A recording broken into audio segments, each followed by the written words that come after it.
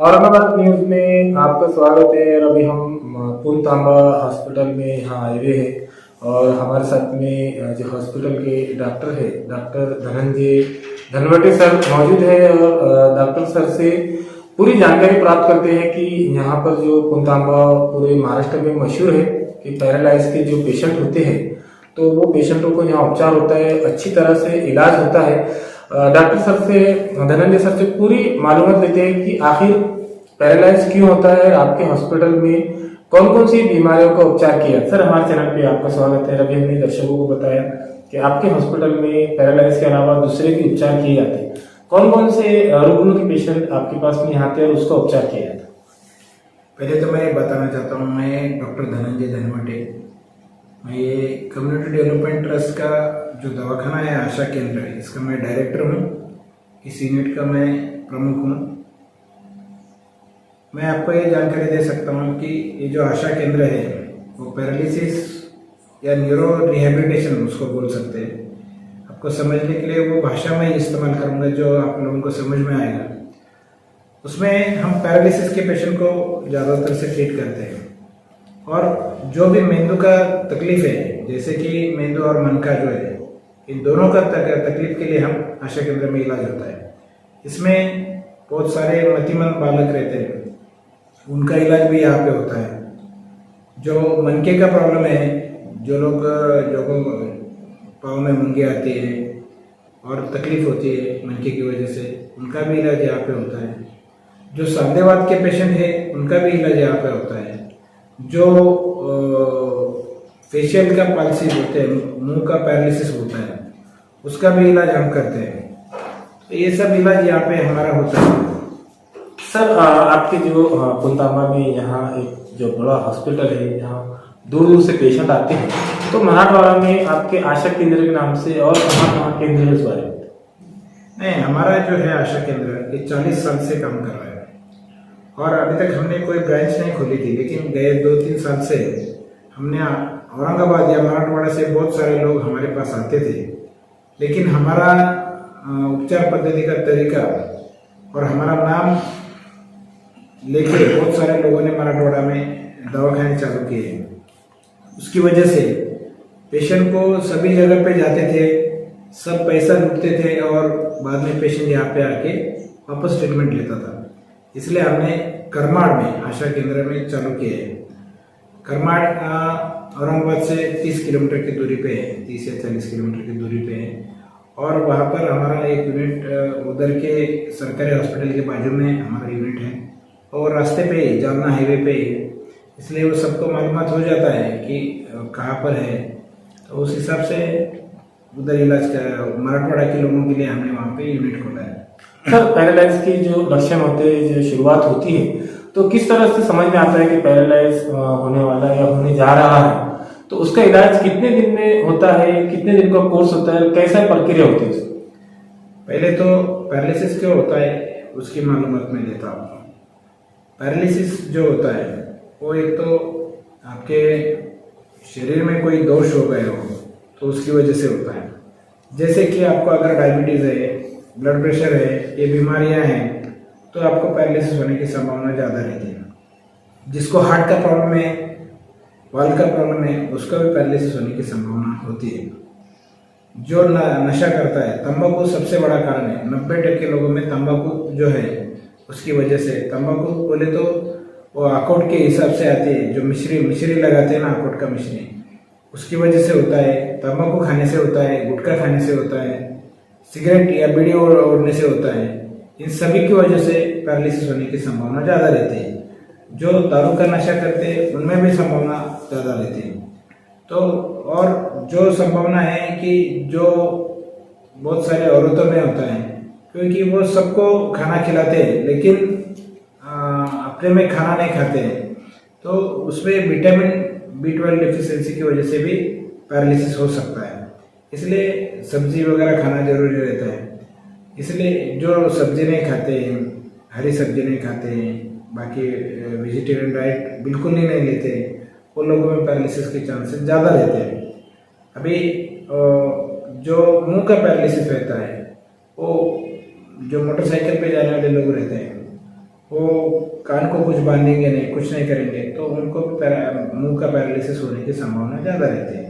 Sir, अपने hospital में जो बाहर से पेशेंट आते हैं तो इसकी फीस वगैरह होती है, और अपना जो हॉस्पिटल है तो मतलब 24 घंटे खुला रहता है या उसका कुछ दिन रहता है बंद है? नहीं, हमारा जो हॉस्पिटल है वो 24 घंटा चालू रहता है, 365 दिन चालू रहता है, कोई भी छुट्टी हम लेते नहीं। हमारा हर वक्त दवाखाना चालू है, और हमारा सबसे बड़ा मोटो है सेवा। ये हमारा सबसे बड़ा मोटो है, इसलिए हम ज़्यादा से ज़्यादा सेवा देने की कोशिश करते हैं। इसलिए तो हमारे पास ऑलमोस्ट 4 महीने का वेटिंग है, और यहाँ पे ऑलमोस्ट 65,000 पेशेंट हमारे पास हर साल आते हैं, और वो पूरा महाराष्ट्र से नहीं, हमारे पूरे भारत से पेशेंट आने लगे हैं, और कुछ पेशेंट तो फॉरेन से आने लगे हैं। तो हमारा जो है कि हम ज़्यादा से ज़्यादा अच्छी तरह से तकलीफ जो दूर करने का काम करते हैं। जिसको पैरालिसिस हुआ है उसको, अभी हमारे पास तो हमारा संस्था सरकारी नहीं है या कोई अनुदान भी नहीं है हमें, तो हमें फीस तो लेनी पड़ेगी क्योंकि वो संस्था चलना चाहिए।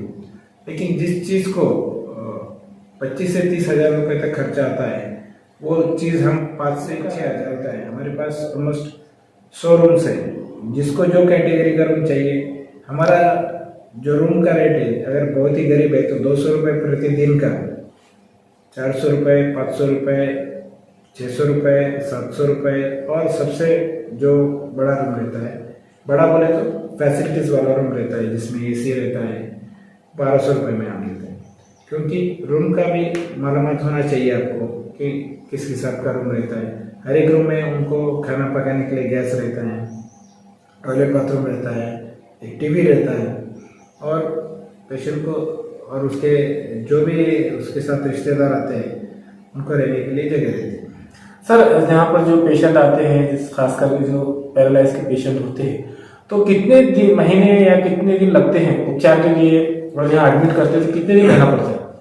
अभी इसमें 2 किस्म के पेशेंट हमारे पास आते हैं। जो मराठवाड़ा से जब भी पैरालिसिस हो गया तो 1-2 घंटे में, 5 घंटे में पहले जो पेशेंट आते हैं, तो वो उनका जो रहता है आईपीडी में इलाज करते हैं, जिसको एक्यूट बोलते हैं। एक्यूट बोले तो तत्काल। तो तत्काल जिसको पैरालिसिस होता है उसका इलाज हम 5 दिन के लिए करते हैं। उसमें बहुत सारे पेशेंट, ऑलमोस्ट 90% पेशेंट ठीक होके जाते हैं, उनको वापस आने की भी जरूरत नहीं पड़ती, या कभी कभार आप आ भी जाते हैं। लेकिन जो पेशेंट सभी जगह से उनके हॉस्पिटल में कहीं जो भी न्यूरो सर्जन है, न्यूरो फिजिशियन है, अभी ये सब लोग हमारे पास पेशेंट भेजते हैं, क्योंकि उनको मालूम हो गया है कि हम एकदम साइंटिफिकली काम करते हैं। हमारे पास ऑलमोस्ट सभी सुविधाएं हमने यहाँ पे रखी है। हमारे पास रेडियोलॉजिस्ट है, हमारे पास पैथोलॉजिस्ट है, हमारे पास एमबीबीएस डॉक्टर है, बीएमएस डॉक्टर है, एमडी डॉक्टर है, और ये सभी डॉक्टर्स का बड़ा टीम है। और ऑलमोस्ट सभी बोल के 150 वर्कर्स है, जिनके हिसाब से हम पेशेंट को सुविधा देने की कोशिश करते हैं। सर, आपने बताया कि जो पैरालाइज रह गया, अभी हर महीने में हम 1, 11 और 21 तारीख को हम यहाँ पे पेशेंट को भर्ती करते हैं। 10 दिन के लिए हम कोर्स करते हैं। उसमें हम एक्यूपंक्चर है, फिजियोथेरेपी है, और आयुर्वेदिक थेरेपी है। ये सभी थेरेपी हम चालू करते हैं। उसमें कुछ दवाइयाँ हम खुद बनाते रहते हैं, उसमें रिसर्च करते रहते हैं। अभी हमारा रिसर्च का भी बड़ा यूनिट हो गया है। हमारा ऑलमोस्ट 24 चीज़ों का पेटेंट हो गया है, और हमारे जो केस स्टडीज रहते हैं उसमें से ऑलमोस्ट 5 केस स्टडी अमेरिका में प्रसिद्ध हुए हैं, इंटरनेशनल जर्नल्स में प्रसिद्ध हुए हैं। ऑलमोस्ट 7 केस स्टडीज हमारे नेशनल जर्नल में प्रेजेंट हुए हैं। इसलिए हमारा रिसर्च का काम भी बहुत जोरों से चल रहा है कि लोगों में हम कैसे ज़्यादा से ज़्यादा सुविधाएं दे सकते हैं, उस हिसाब से हम इलाज करते हैं। और इलाज जो रहता है वो पेशेंट के मेंदू के हिसाब से रहता है, जिसको जितना आघात हुआ है पेशेंट के, मीन्स इंजरी कितना हुआ है उसके ब्रेन में। अगर बड़ा इंजरी हुआ है, उसको ब्लीडिंग हुआ है, उसको ऑपरेशन किया है, उसको अगर ब्लड सप्लाई बहुत देर तक रुकी रही है, बड़ा नुकसान होगा मेंदू में, तो उसको ठीक होने में थोड़े ज़्यादा दिन लगते हैं। जिसका इलाज टाइम पे हुआ है तो उसको हम जल्दी से जल्दी इलाज कर सकते हैं और उसको कम दिन लगते हैं ठीक होने में। लेकिन फिर भी ऐसे पकड़े तो 2-4 महीने 4-5 महीने में हर बार आना पड़ता है।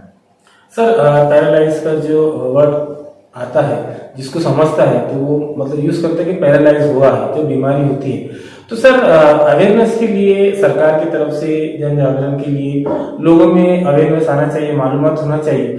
तो आपके नजरिए से कैसा मालूम होना है लोगों जनता को कि ये इससे एहतियात बरते? ये सरकार अपना कोशिश करती है, हर पिक्चर में लिखती रहती है शराब नहीं पिए, स्मोकिंग मत कीजिए, हर एक चीज में लिखे रहते हैं। और तंबाकू के पैकेट में भी लिखा रहता है कि ये हानिकारक है, सिगरेट में भी लिखा रहता है हानिकारक, लेकिन लोग हानिकारक होने के बावजूद भी वो करते हैं। जिसको डायबिटीज है वो सोचता है कि मुझे सिर्फ एक गोली लिया तो मैं मेरा डायबिटीज खत्म हो, लेकिन उसको बहुत सारे परहेज करने की जरूरत है। और वो परहेज करने के बाद उसको मालूमात होना चाहिए कि मैंने क्या क्या पथ्य हमने पालनी चाहिए। वो डॉक्टर के हिसाब से डाइट होना चाहिए, डॉक्टर से हिसाब से दवाइयाँ होनी चाहिए। जो भी डॉक्टर उनके पास है उसके हिसाब से उन्होंने डाइट किया तो पैरालिसिस कम हो सकता है। अभी के दिनों में क्या हो रहा है कि घर में कम और बाहर ज़्यादा खाने वाले लोग ज़्यादा हो गए हैं, इसलिए वो तेल वाली चीज़ें, कौन सा तेल हम यूज़ कर रहे हैं, कौन सा घी यूज़ कर रहे हैं, तो उसकी वजह से अगर डाइट प्रॉपर नहीं लिया तो उनको तकलीफ होने की चांसेस ज़्यादा है। सर ये वीडियो देखने के बाद जो पेशेंट यहाँ आना चाहते हैं तो आप यहाँ का पूरा एड्रेस वगैरह बता दीजिए। पहली चीज़ है कि आशा केंद्र जो है, आशा केंद्र पुनतामा, क्योंकि मैं ये क्यों बोल रहा हूँ क्योंकि बहुत सारे लोग हमारा नाम यूज़ करने के बाद उसको अलग अलग नाम आगे आशा के आगे लगा देते हैं और वो चालू करते हैं और हमारा ही सब लोगों को लगता है कि मसाज थेरेपी है। हमारा मसाज थेरेपी बिल्कुल नहीं है।